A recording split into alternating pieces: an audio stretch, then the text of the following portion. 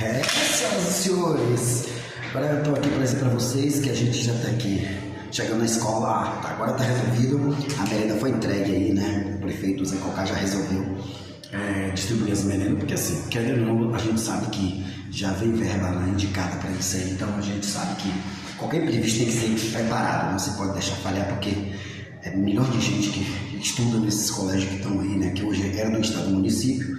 Então, qualquer erro define. Então, estou aqui para passar para dizer para vocês que já foi tudo estabelecido, nós já merendamos.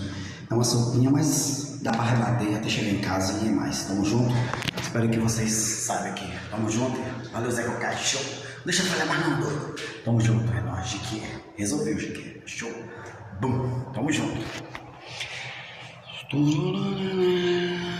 Ando devagar, porque eu já tive pressa em levar em teu sorriso, porque eu já chorei demais. Show.